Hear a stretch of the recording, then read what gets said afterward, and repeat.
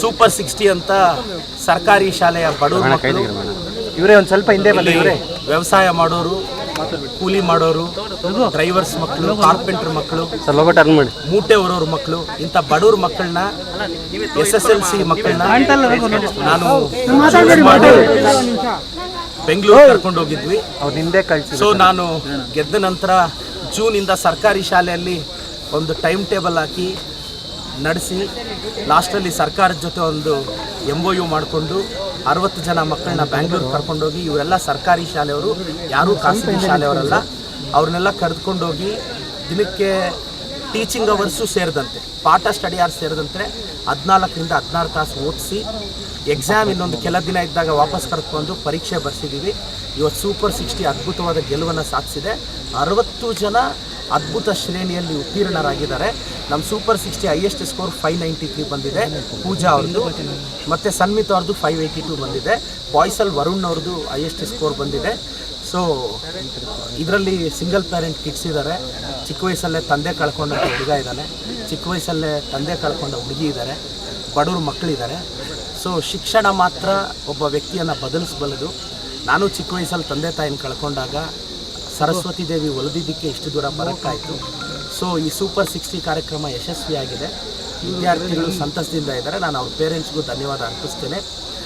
ಚಿಕ್ಕಬಳ್ಳಾಪುರದ ಜನತೆಗೆ ಹೇಳೋಕ್ಕೆ ಇಷ್ಟಪಡ್ತೀನಿ, ನನ್ನಂಥ ಒಂದು ಹುಡುಗ, ಬ್ಯಾಕ್ಗ್ರೌಂಡ್ ಇಲ್ಲದೆ ಇರೋ ಹುಡುಗ, ಅಪ್ಪ ಅಮ್ಮ ಇಲ್ಲದೆ ಇರೋ ಹುಡುಗ, ನಿಮ್ಮ ಮುಂದೆ ಬಂದಾಗ ನೀವು ಒಂದು ಅವಕಾಶ ಕೊಟ್ಟಿದ್ದೀರಿ, ಏನೆಲ್ಲ ಮಾತು ಕೊಟ್ಟಿದ್ದೀನಿ. ಮತ್ತು ಇದು ಇನ್ನೊಂದು ಗೊತ್ತಿರಬೇಕು, ನಾನೆಲ್ಲ SSLC ಮಕ್ಕಳಿಗೆ SSLC ಸ್ಟಾರ್ಟ್ ಆದಾಗ ಅವ್ರಿಗೆ ಬೇಕಾಗಿರೋ ಗೈಡು, ಬುಕ್ಸ್ ತಗೊಳ್ಳಿ ಅಂತ ಎಲ್ರಿಗೂ 1000 ರೂಪೀಸ್ ಸ್ಕಾಲರ್ಶಿಪ್ ಕೊಟ್ಟಿದ್ದೆ.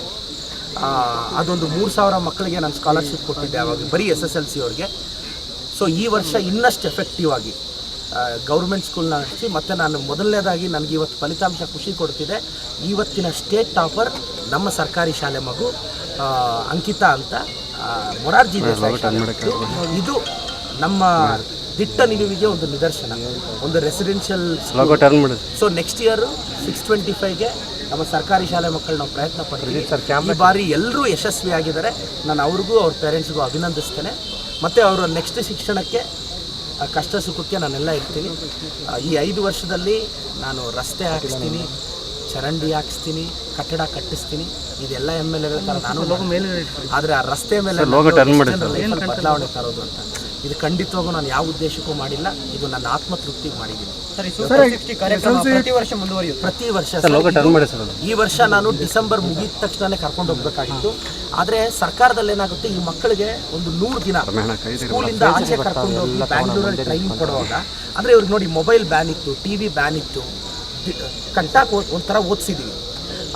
ಇದು ಮಾಡಬೇಕು ಅಂದರೆ ನಾಳೆ ಅಟೆಂಡೆನ್ಸ್ ಶಾರ್ಟೇಜ್ ಬಂದರೆ ಸಮಸ್ಯೆ ಆಗಬಾರ್ದು ಅಂತ ನಾನು PU board commissioner Kaveri madam ಅವ್ರಿಗೆ ಒಂದು ಪತ್ರ ಕೊಟ್ಟು, PU ನಾನು ಕಮಿಷನರೇಟ್ ಹತ್ರ, ಎಜುಕೇಷನ್ ಮಿನಿಸ್ಟರ್ ಹತ್ರ ಒಂದು ಅಗ್ರಿಮೆಂಟ್ ಮಾಡಿಕೊಂಡು ಪರ್ಮಿಷನ್ ತೊಗೊಂಡು ಈ 60 ಮೆಂಬರ್ಸ್ ಅವ್ರ ಪೇರೆಂಟ್ಸ್ ಒಪ್ಪಿಗೆ ತೊಗೊಂಡು ಬೆಂಗಳೂರು ಕರ್ಕೊಂಡೋಗಿ, ಅವ್ರಿಗೇನೇ ಆರೋಗ್ಯ ಸಮಸ್ಯೆ ನಡುವೆ ಆದರೂ ಸಹ ಅದನ್ನು ಅಲ್ಲೇ ನಾವು ಆರೋಗ್ಯ ಸಮಸ್ಯೆ ನಾವೇ ತೋರಿಸಿ ಎಕ್ಸಾಮ್ ಕೆಲ ದಿನಗಳ ಮುಂದೆ ಕರ್ಕೊಂಡ್ಬಂದು ಎಕ್ಸಾಮ್ ಬರೆಸಿದ್ವಿ.